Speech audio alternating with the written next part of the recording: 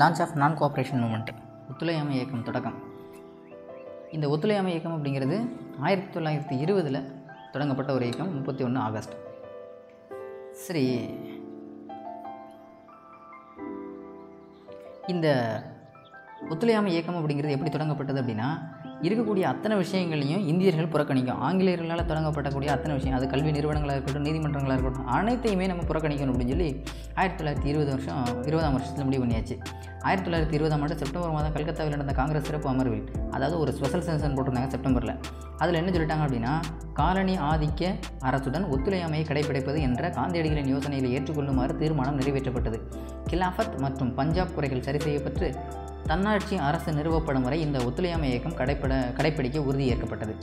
இது special session தான் செப்டம்பரில் போட்டிருந்தாங்க. அதுக்கப்புறம் தான் 1920 நாக்பூரில் இவர்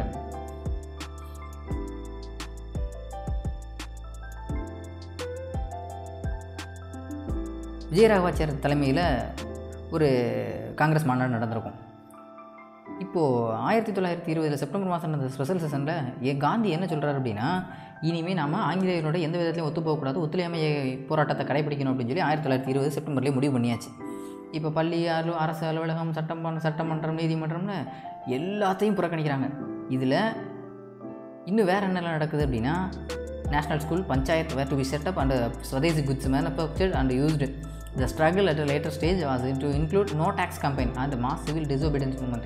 அதாவது லேட்டராக இன்னும் அந்த இது எந்தெந்த வடிவத்துக்கெல்லாம் போகுது அப்படின்னா, வரிகூடா இயக்கம், வரியே இனிமேல் நாங்கள் பே பண்ண மாட்டோம், அதே மாதிரி ஒட்டுமொத்தமாக சேர்ந்து சட்டத்தை மறுப்பு இயக்கம் பண்ண போகிறோம் அப்படின்னு சொல்லி தீவிரமான போராட்டத்துக்கு. இது வெறும் அரசியல்வாதிகள் மட்டும் இல்லாமல் மாணவர்கள், இளைஞர்கள் எல்லாருமான போராட்டமாக மாற ஆரம்பிச்சிருது. நாக்பூரில் நடந்த காங்கிரஸ் செஷனில் தான் இது அக்செப்ட் பண்ணப்பட்டது. அப்போ தீர்மானம் நிறைவேற்றப்பட்டது, அக்செப்ட் பண்ணப்பட்டது 1920 டிசம்பரில் நடந்த நாக்பூர் செஷனில் தான் முக்கிய தீர்மானம் நிறைவேற்றப்பட்டது. அப்புறம் ஒவ்வொரு கிராமத்துக்கும் சென்று காங்கிரஸில் மெம்பர்ஸ் அதிகமாக இன்க்ரீஸ் ஆக ஆரம்பித்தாங்க. அதுக்கு கிராமங்களுக்கு சென்று காங்கிரஸின் அடிப்படையை விரிவாக்கும் நடவடிக்கையாக பணியாளர்கள் கிராமங்களுக்கு சென்று 4 அணா, அதாவது 25 பைசா என்கிற குறைவான கட்டணத்தில் கிராமத்தினரை காங்கிரஸில் சேர்க்க வேண்டும். காங்கிரஸோட கவுண்ட்டு அதிகமாச்சு அப்படின்னா காங்கிரஸோட ஸ்ட்ரென்த் அதிகமாகும் இல்லையா, அதுக்கான வேலையில் பார்த்துருந்தாங்க பணியாளர்கள்லாம். இதில் ஒட்டுமொத்த காங்கிரஸ் செயல்பாடுகள் மாற்றப்பட்டன. நாட்டின் பெயரில் ஒன்று சேர்ந்த மக்கள் தேசிய போராட்டத்தில் பங்கேற்றனர். இந்தியா அப்படிங்கிற ஒரு தேசத்தின் சுதந்திரம் தான், அதாவது ஆங்கிலேயர்களுடைய ஆதிக்கத்தை ஒட்டுமொத்தமாக எதிர்க்கணும்னு முடிவு பண்ணிட்டாங்க.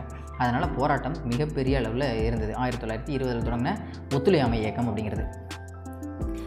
ஒட்டுமொத்த காங்கிரஸுமே இப்போ காங்கிரஸ் தான் ஐயா மகாத்மா காந்தி தான் காங்கிரஸ் அப்படிங்கிற நிலைமைக்கு போயிடுச்சு.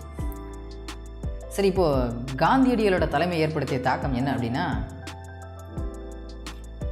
இந்த ஒத்துழையாமை இயக்கத்தில் நம்ம பிரிட்டிஷோட ஒத்து போகலை அப்படின்னா இனிமேல் நாம தான் எல்லாத்தையும் சொந்தமாக உருவாக்கணும் இல்லையா. அப்போ நிறையா பள்ளிக்கூடங்கள், கல்விக்கூடங்கள் நிறையா உருவாக ஆரம்பிச்சது. பல முன்னணி வழக்கறிஞர்களையும் தன்னோட தொழிலே கைவிட்டுட்டாங்க. அந்த அளவுக்கான இது. அதே மாதிரி பள்ளி கல்லூரிகளில் ஆங்கிலேயரோட கல்லூரிகளிலிருந்து வெளியில் வந்து தனக்குன்னு நிறையா பள்ளிக்கூடங்கள் உருவாக ஆரம்பிச்சது இந்தியா முழுக்க. அதில் முக்கியமான ஒன்று, தேச துரோக குற்றம் சாட்டப்பட்ட அலி சகோதரர்கள் மௌலானா முகமது அலி, சௌகாத் அலி 2 பேருமே கைது செய்யப்பட்டு சிறையில் அடைக்கப்பட்டனர். அந்த அளவுக்கான போராட்டம் மிக தீவிரமாக இருந்தது. இதை கட்டுப்படுத்துறதுக்கு வேறு என்ன வழி? பிரிட்டிஷுக்கு தெரிஞ்சது ஒன்றே ஒன்று தான், சப்ரஸ் பண்ணுறது தான். அதுவும் ஆயுதங்கள் மூலமாக எவ்வளோ தூரம் அடக்குமுறையை கையாள முடியுமோ அந்த அளவுக்கு அடக்குமுறையை கையாண்டாங்க. எந்த ஒரு பாரபட்சமும் கிடையாது. முடிஞ்சால் சுட்டு வீழ்த்துறது, இல்லைன்னா கைது பண்ணி சிறையில் போட்டுருது. அந்த அளவுக்கு தீவிரமான போராட்டங்கள் 1920 காலகட்டத்தில். இதே காலகட்டத்தில் 1921 காலகட்டத்தில் பிரின்ஸ் ஆஃப் வேல்ஸ் அப்படிங்கிற வேல்ஸ் இளவரசர் வர்றாரு. இவரை பயங்கரமாக புறக்கணிக்கிறாங்க. அப்போது ஒரு இளவரசர் வர்றதுக்கு இங்கே மதிப்பு இல்லாமல் இருக்குன்னு சொல்லிட்டு அவருக்கும் பயங்கரமான கோபம். உடனே என்ன பண்ணிட்டாங்க, இங்கே இந்தியாவில் இருக்கக்கூடிய காங்கிரஸ் அப்படிங்கிறதுலாம் ஒரு தவறான இயக்கம் அப்படிங்கிற அளவுக்கு கொண்டு வந்துட்டாங்க நம்ம பிரிட்டிஷ். தொடக்கத்தில் காங்கிரஸை தொடங்கினதே பிரிட்டிஷ் தான். ஆனால் இப்போ காங்கிரஸ் எப்படி இருக்குது, ஒட்டுமொத்த ஆங்கிலேயர்களுக்கு எதிராக நிற்கிது. அப்போ இது மிகப்பெரிய பிரச்சனையாகி போயிடுச்சு. நாடு முழுவதும் தொழிலாளர்களும் விவசாயிகளும் வேலை நிறுத்தத்தில் ஈடுபட்டனர். இந்தியர்கள் ஒத்துழையாமை இயக்கத்தை வன்முறையற்ற வகையில் பின்பற்றினால் ஓராண்டுக்குள் சுயராஜ்யத்தை பெற்றுத் தருவதாக காந்தியடிகள் கூறினார். இப்படியே மட்டும் நம்ம எந்த விதமான வயலன்ஸை ஈடுபடாமல் இருந்திருந்தோம் அப்படின்னா இன்னும் ஒரு வருஷத்தில் நமக்கு சுயராஜ்யம் கிடைச்சிடும் அப்படின்னு சொல்லி காந்தி சொல்கிறாரு. அந்த அளவுக்கு போராட்டம். எல்லா விதமான அமைப்பை சேர்ந்த மாணவர்களும் எல்லாமே போராட்டத்தில் நிற்கிறாங்க. இந்த காலகட்டத்தில் தென்னிந்தியா இன்னும் ஒருபடி மேலே போச்சு. எல்லாத்துக்கும் தர வேண்டிய டேக்ஸ் எல்லாத்தையும் நிறுத்தியிருந்தாங்க. வரி எந்த விதமான மக்களும் கீழ்த்தட்டு மேலேருந்து மேல்தட்டு வரைக்கும் யாருமே வரி செலுத்தலை. கூட்டமாக நகரங்களெல்லாம் காலி செஞ்சு வெளில போக ஆரம்பித்தாங்க அவங்களுக்கு தேவைப்பட்ட இடத்துக்கு. ஒட்டுமொத்த பிரிட்டிஷ்க்குமே மிகப்பெரிய இது ஆச்சரியமாக இருந்தது இந்த 1920 ஒத்துழையாமை இயக்கம் அப்படிங்கிறது. நிறைய கிராம பட்டேல்கள், சான்ஃபோக்ஸ் எல்லாருமே ராஜினாமா பண்ணிட்டாங்க. அப்புறம் இந்த போராட்டத்தை வழி நடத்துனது நம்ம தமிழ்நாட்டில் ஐயா ராஜாஜி, சத்தியமூர்த்தி, தந்தை பெரியார், இவங்கெல்லாம் இந்த ஒத்துழையாமை இயக்கத்தை தீவிரமாக நடத்தினாங்க. உத்தரப்பிரதேசம், பீகார், ஒரிசான்னு எல்லா இடத்துலையுமே இந்த போராட்டங்கள் காரணமாக தீவிரமாக அவமதிக்கப்பட்டதாக இந்திய அரசுத்துறை செயலாளருக்கு எழுதிய கடிதத்தில் அரசு பிரதிநிதி ஒப்புக்கொண்டார். இந்த இயக்கத்தின் தீவிரம் கண்டு ஊக்கம் பெற்ற காங்கிரஸ் தனது சிறப்பு மாநாட்டில் இவ்வியக்கத்தை இன்னும் தீவிரமாக்குவது பற்றி உறுதியுடன் கூறியது. அப்போது போராட்டம் பெருசாக போயிடுச்சு. இன்னும் கொஞ்சம் மட்டும் போராடணும் அப்படின்னா கிட்டத்தட்ட சுதந்திரமே கூட கிடச்சிடலாம் அப்படிங்கிற அளவுக்கான காலகட்டம் 1920.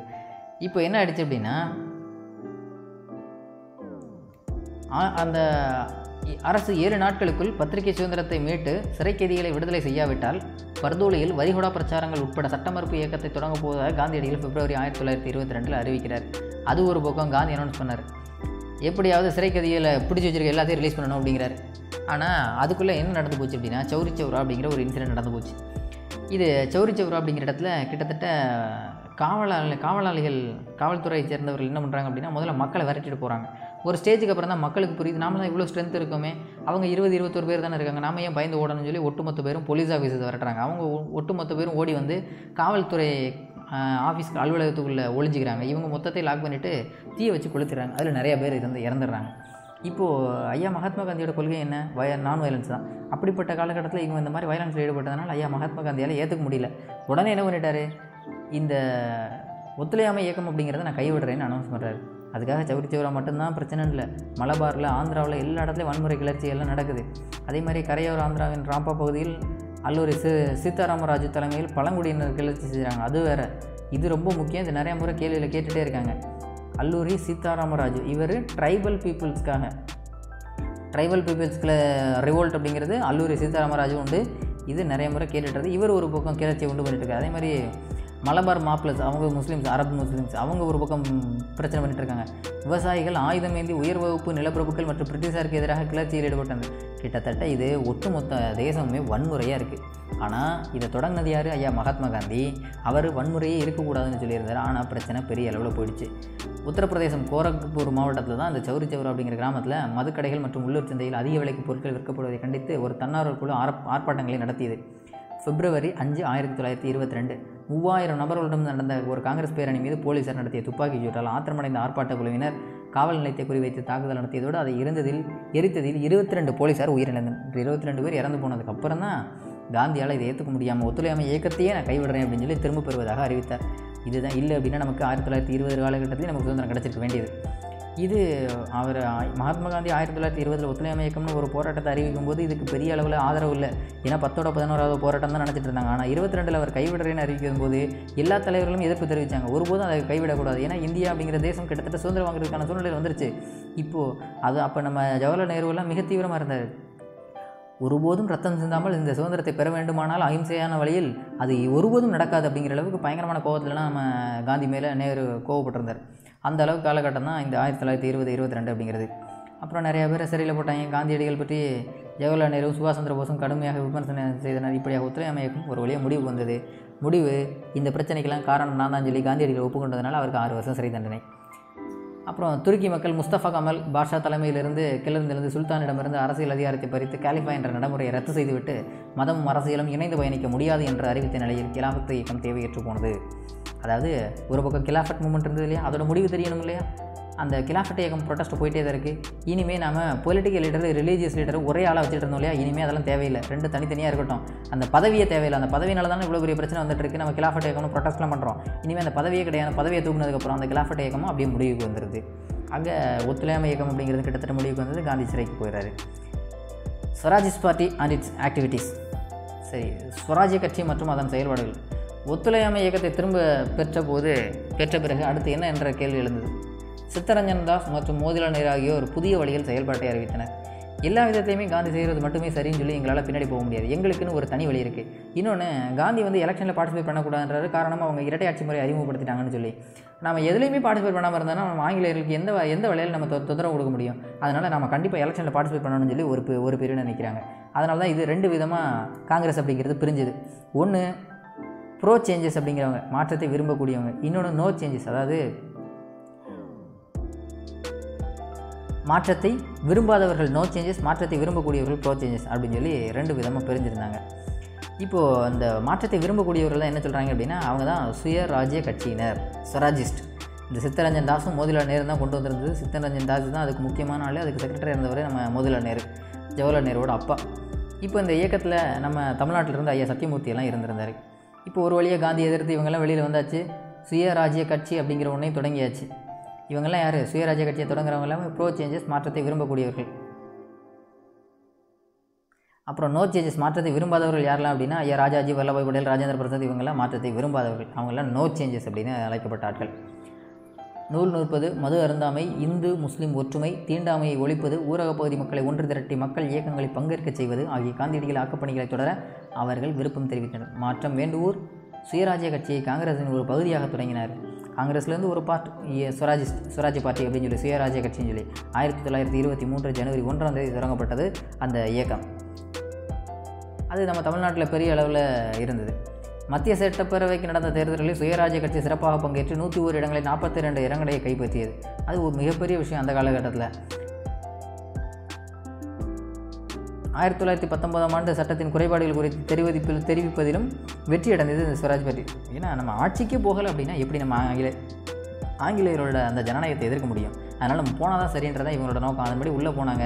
நிறைய விஷயங்கள் அவங்களால என்ன முடியுதோ அந்த அளவுக்கு திருத்தங்களை மேற்கொள்கிறதுக்கு வழிவகை செஞ்சாங்க நம்ம சுயராஜ்ய கட்சியினர். தேசிய அளவில் மக்கள் போராட்டம் நடைபெறாத நிலையில் பிரிவினைவாத சிந்தனை போக்கு அவர்களை ஆட்டி படைத்தது. அடிப்படைவாத சக்திகள் இடத்தை ஆக்கிரமிக்க தொடர்ச்சியாக பல வகுப்பு கலவரங்கள் நடந்தன. சுயராஜ்ய கட்சியும் பிரிவினைவாதத்தால் பதிப்படைந்தது. இந்து நலன்களை பாதுகாக்கும் நோக்கில் அரசுக்கு ஒத்துழைக்கப் போவதாக ஒரு குழுவினர் ஆதரவாளர்கள் என்ற பெயரில் செயல்பட்டனர். இப்போது இந்த நல்ல கதையை கவனித்தோம் அப்படின்னா 1920 நான் கோஆபரேஷன் மூமெண்ட்டு, இது 1922 முடிவுக்கு வந்தது. இதில் ஐயா மகாத்மா காந்தி ஜெயிலுக்கு போயிட்டார். 6 வருஷம், 6 இயர்ஸ். இப்போ 1922 போனால் அடுத்து 28 தான் வெளிவர 6 வருஷம் ஆச்சு. இந்த டைமில் காங்கிரஸில் என்ன நடக்குது அப்படின்னா, நாங்கள் காந்தி சொல்கிற எல்லாத்தையும்லாம் கேட்க முடியாது, எங்களுக்கு தனி இயக்கம் தேவைன்னு சொல்லி 1923 ஸ்வராஜ் பார்ட்டி அப்படின்னு சொல்லி தனியாக தொடங்கிட்டாங்க. இப்போ காங்கிரஸில் இருக்கவங்களாம் என்ன சொல்கிறாங்க அப்படின்னா, என்னதான் இருந்தாலும் காந்தி வரதுக்கு 6 வருஷம் இருக்கும், அதுக்குள்ளே நாம் நிறைய விஷயங்களை பண்ணி முடிச்சிட்டோன்னா ஐயா மகாத்மா காந்தி வந்ததும் அவரோட போராட்டத்தை வழி நடத்துறதுக்கு அவருக்கு ஈஸியாக இருக்கும் அப்படின்னு சொல்லி நினைக்கிறாங்க. இவங்க என்ன செய்கிறாங்க, நாங்கள் புது கட்சியை தொடங்குறோம் இல்லையா, நாங்கள் ஐயா மகாத்மா காந்தி வர்றதுக்குள்ளே நாங்கள் நிறைய விஷயங்களை பண்ணிடுவோம் சொல்லி இவங்க நினைக்கிறாங்க. கடைசியில் என்ன ஆச்சு அப்படின்னா, இந்தியன் நேஷனல் காங்கிரஸ் அப்படிங்கிற ஒரு இயக்கம், அதிலிருந்து தனியாக ஒரு பிரிவு வந்தது ஸ்வராஜ் பார்ட்டி. இப்போ என்ன ஆயிடுச்சு அப்படின்னா, இதுக்குள்ளேயும் பிளவு வந்துருச்சு. ஒரு பக்கம் ஹிந்து சப்போர்ட்டர்ஸ், ஒரு பக்கம் நான் ஹிந்து சப்போர்ட்டர்ஸ் அப்படின்னு சொல்லி தனித்தனியாக பிரிய ஆரம்பித்தாங்க. இந்த ஹிந்து சப்போர்ட்டர்ஸை பாதுகாக்கணும் அப்படிங்கிற நோக்கத்தில் தொடங்கப்பட்டதான் 1925 ராஷ்ட்ரிய ஸ்வயம் சங் RSS அப்படிங்கிற ஒரு பேர் இயக்கம். சரியா? மதவாத போக்கு அதிகரிக்கப்படுவதை கட்டுப்படுத்தும் நோக்கில் காந்தியடிகள் 21 நாட்கள் உண்ணாவிரதத்தை மேற்கொண்டார். இப்போது என்னாச்சு அப்படின்னா 28 தான் வெளில வர வேண்டியது. உடல்நிலை காரணமாக 2 வருஷத்துலேயே அவர் ரிலீஸ் பண்ணிடுவாங்க ஐயா மகாத்மா காந்தியை. வந்ததும் பார்த்தா நான் நினச்சதே எல்லோரும் ஒன்றா இருக்கணும்னு நினச்சி தான். ஆனால் காங்கிரஸ் 2ஆக உடஞ்சி தனித்தனியாக ஸ்வராஜ் பார்ட்டின்னு போயிட்டீங்க. அதுக்குள்ளேயும் போனால் இந்து முஸ்லீம்னு பிரச்சனை இருக்குது. இப்போ இந்த அளவு பிரச்சனை எல்லாத்தையும் கைவிடணும்னு சொல்லி 21 நாள் அங்கேயே வந்து உண்ணாவிரதம் இருந்து இந்த பிரச்சனையெல்லாம் தீர்க்கணும்னு முடிவு பண்ணுறாரு ஐயா மகாத்மா காந்தி. அடுத்து நம்ம பார்க்க போகிறது லெஃப்ட் மூமெண்ட், இடதுசாரி இயக்கம் அப்படிங்கிறது. இதை நம்ம அடுத்த வீடியோவில் பார்க்கலாம். Okay, thank you.